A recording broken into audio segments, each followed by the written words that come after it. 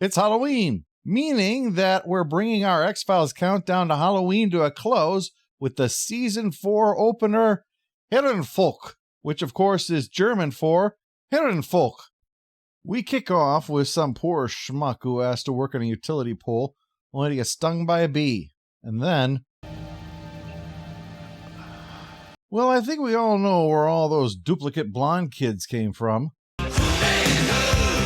Well, the poor schmuck starts to spasm from the bee sting until, per the rule of high-altitude mortality, falls off the pole. The kids don't seem put out by this, just seem to make sure he's dead, then head off. That Call of Duty won't play itself.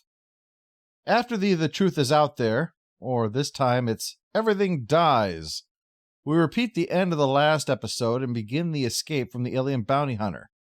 Jeremiah gets with the program the fastest. And the chase is on. The chase is on. The chase is on. Mulder's advantage is that it seems ABH isn't interested in killing him, just killing Jeremiah. Mulder! Scully, get the car! Yeah, we're in Terminator territory. It's time to accept that scarping off is the better part of valor.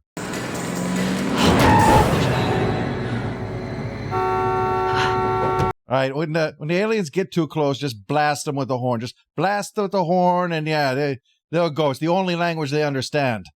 That and Navajo. I don't know what rural accent that was supposed to be, but I stand by it. So Mulder leads Jeremiah off the other way, but Alien Bounty Hunter, he's good at hunting. The clue is in the name. Oh, didn't see that coming, did you? Well, Jeremiah is heading off on a boat, but Mulder calls out to him about his dying mother, and can he please perform a miracle? Pretty please? He lets Mulder on board, and it's Scully who gets left behind now, with the corpse of the ABH. Except, he's only mostly dead. All in all, Scully's probably had more rewarding relationships. He wants to know where they're going, and after choking her for a while, he accepts that no, she really doesn't know. Well, we know it's supposed to be to the hospital, except Jeremiah points out the problem with this plan. There are complicit members of the government here, and the threat that Jeremiah poses is so great that they would kill him in the middle of Mardi Gras if that's what it took. Mulder tries to push for it, but Jeremiah says all that's going to happen if they go in there is he's going to be killed, Mulder's mother will still be dying, and all that will happen to his murderers will be a trial before a judge who owes $250,000 to the mafia. Jeremiah tries to turn the topic back to the grand plan he's trying to reveal, but Mulder's worried about his mother. It's only the mention of seeing his sister that gets his attention. In fact, as the cigarette-smoking man is visiting her in her hospital room, he gets a visitor himself from another of the Syndicate bigwigs about how Jeremiah isn't coming. Which he'd seen coming, naturally. A cigarette-smoking man knows Jeremiah isn't stupid. But he's caught off guard when he sees one of the pictures taken of him at the summer house in Quanakatog, backing up their theory that there's a leak. To test that, the Syndicate guy says they should see if some planted information travels to Mulder. The information? That Mulder's mother is going to be murdered. Meanwhile, Scully answers from her car when Mulder calls, saying that she's here because she was left behind and he wouldn't answer the phone. She has every right to be bitter. But what's worse is that ABH has Scully at shiv point, so when he hears where Mulder went, the alien bounty hunter takes off, not even caring if Scully warns him. He's not much interested in what other people are getting up to. Lives his life in a bubble, I guess. Actually, he probably does live his life in a bubble. Jeremiah and Mulder run out of gas 20 miles from their destination, but it's less if you go cross-country, or even less than that if you have one of those Doctor Strange swirly things.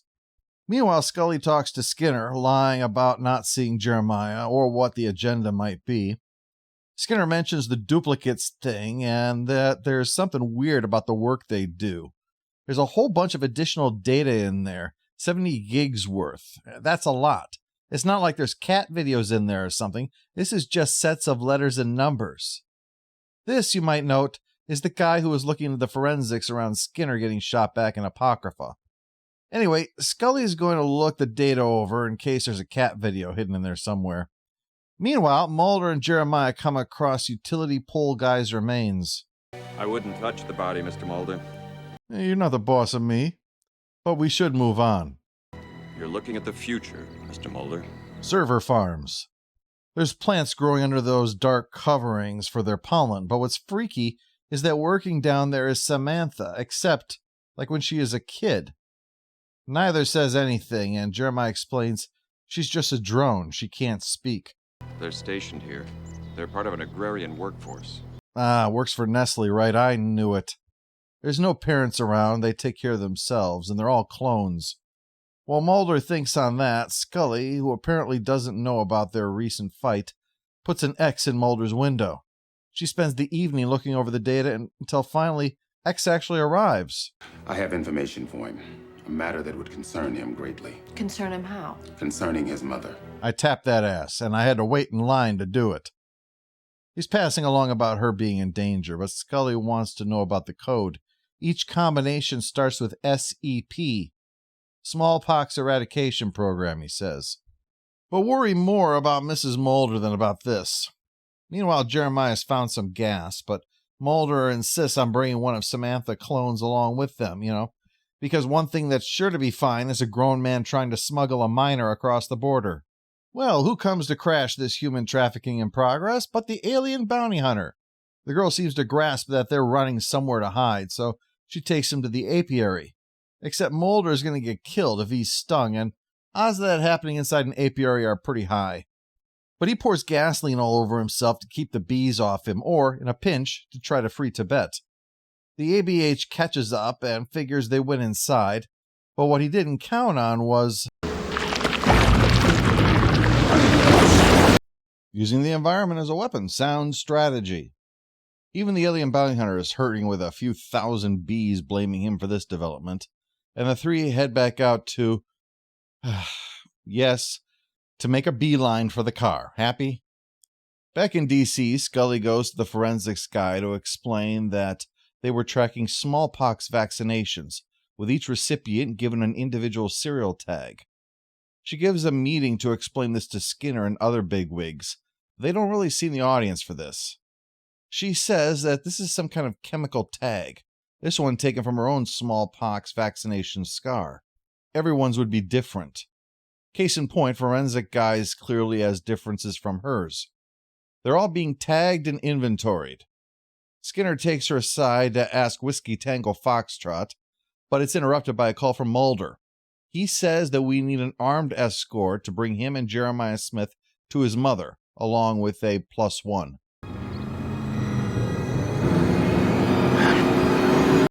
I think ABH took that bee attack a little personally. He actively went after Mulder that time. Mulder pleads for him to let Jeremiah go, that he'd even trade his life for Jeremiah's if it would save his mother. Instead, Mulder gets pitched into the back of the van while Jeremiah tries in vain to make a run for it. When we next see Mulder, he's strolling up the hall of a hospital filled with FBI agents who are definitely not interested in him, except to demand where the hell his guest is. As for X, seems that information getting out has revealed to the Syndicate who's the leak, because they use the X tape to draw him back to Mulder's, only no one's in the apartment. I'll take the next one. While he's bleeding out, Mulder's bummed that he was so close to having a miracle to save his mother and lost it. He also shares what he saw, but the way he phrases it, it sounds like he was high. There were green fields, and he saw his sister.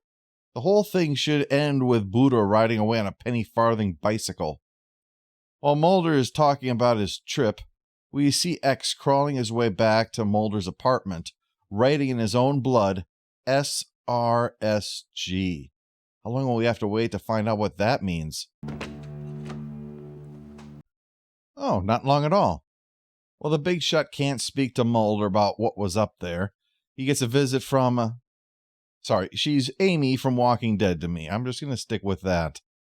Amy says that the farm is abandoned, the crops are just ginseng, and there's no bees. But while that's disheartening, Mulder will be given one reprieve. The alien bounty hunter is summoned to the hospital by the cigarette-smoking man, who says that Mulder's mother cannot be allowed to die. If someone feels they have nothing left to lose, well, you saw how that all started this, with a man waving a gun around a fast food restaurant. You don't want someone with the influence and resources of Mulder waving a gun around. So she's healed from her stroke, although it's going to cost more because reticulum is definitely out of her healthcare network. Yesterday I talked about the myth arc in general, so rather than repeating myself, let's get down to the 4 that make up this little marathon of ours.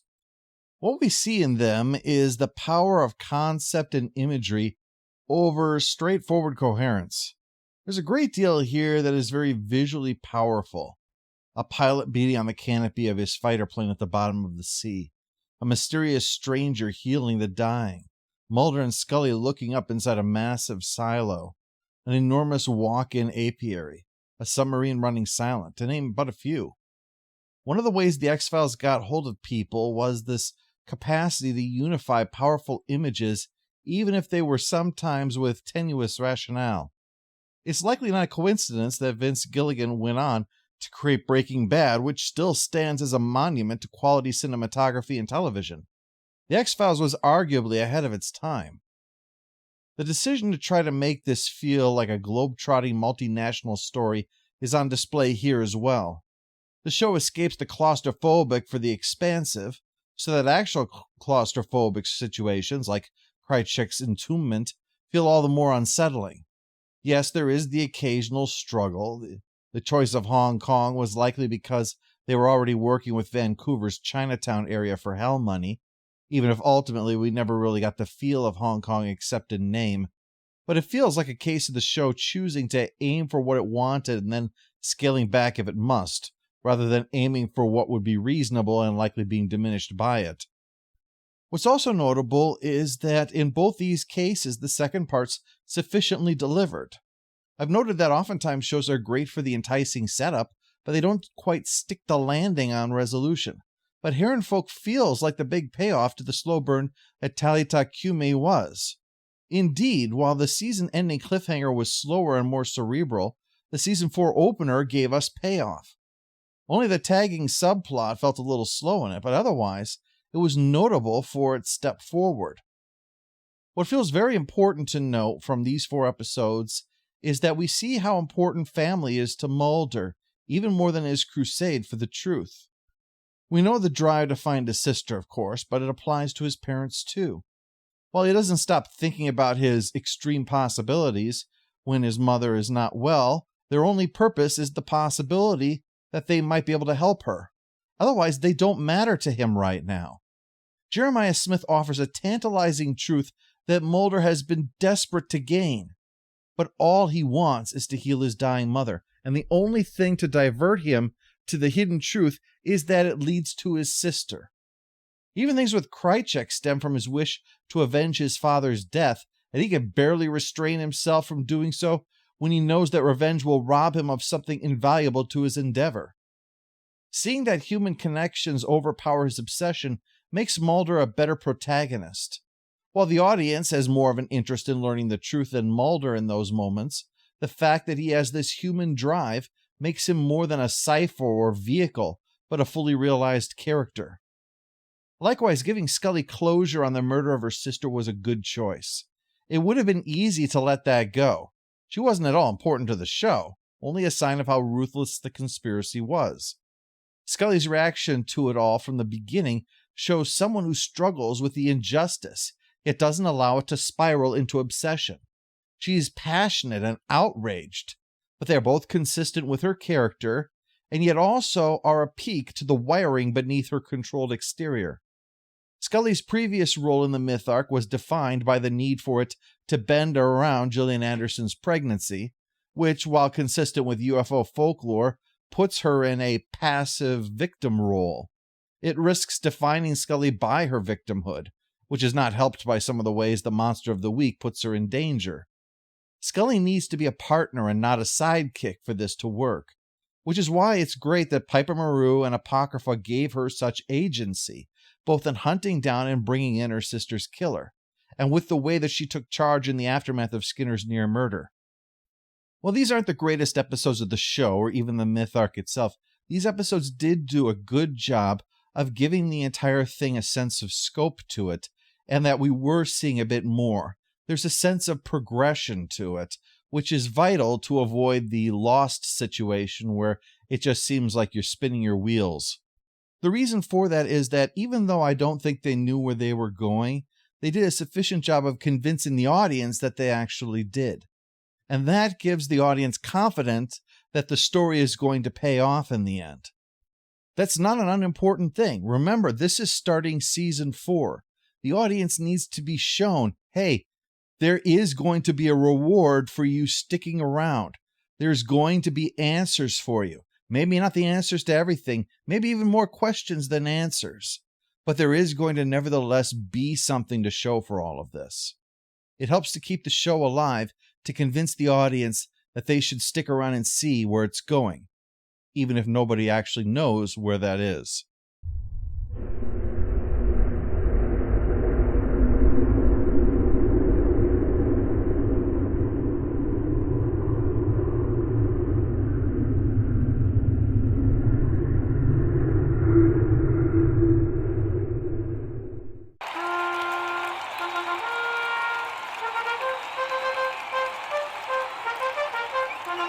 All hail the Overlord! All hail the Overlord! Oh, no, not the beast! Not the beast!